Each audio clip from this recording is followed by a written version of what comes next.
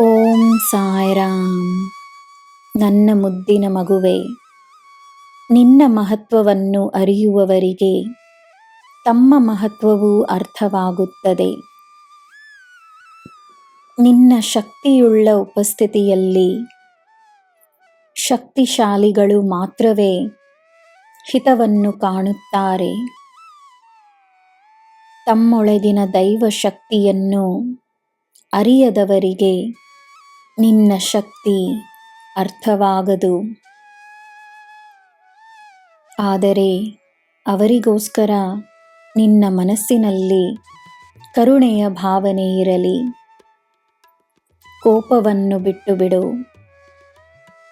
ನಿನ್ನನ್ನು ನಾನು ಸದಾ ಗುರುವಿನ ಮಾರ್ಗದಲ್ಲಿ ನಡೆಸಿಕೊಂಡು ಬಂದಿದ್ದೇನೆ.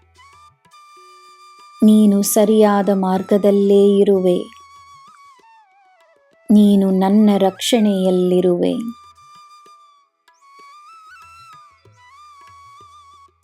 ನಿನ್ನ ಪ್ರಾರ್ಥನೆಗಿರುವ ಶಕ್ತಿ ಅಪಾರವಾದುದು. ತನಗೋಸ್ಕರ ಪ್ರಾರ್ಥಿಸು, ಎಲ್ಲರಿಗೋಸ್ಕರ ಪ್ರಾರ್ಥಿಸು. ನೀನು ಮಾಡುವ ಪ್ರಾರ್ಥನೆ ನಿನ್ನ ಜೀವನದಲ್ಲಿ ನಿನಗೆ ಬೇಕಾದುದನ್ನು ಖಂಡಿತವಾಗಿಯೂ ತರುತ್ತದೆ. ನಂಬಿ ಪ್ರಾರ್ಥನೆಯನ್ನು ಮಾಡು.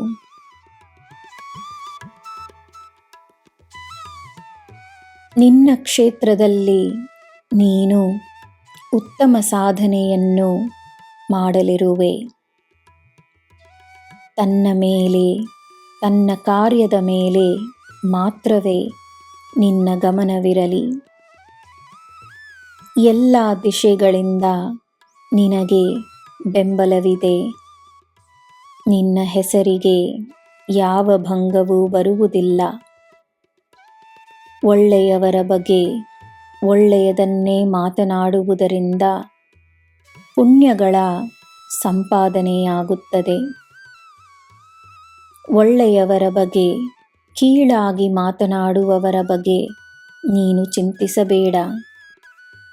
ಸಮಯ, ಕರ್ಮ ಎಲ್ಲವನ್ನೂ ನೋಡಿಕೊಳ್ಳುತ್ತದೆ.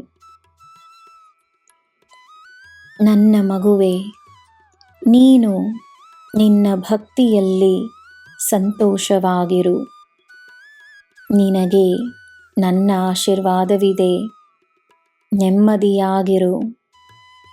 ಸಕಲ ಸೌಭಾಗ್ಯಗಳು ನಿನ್ನದಾಗುತ್ತವೆ. ನಿನಗೆ ಎಲ್ಲ ಶುಭವೇ. ಜೈ ಸಾಯಿರಾಮ್.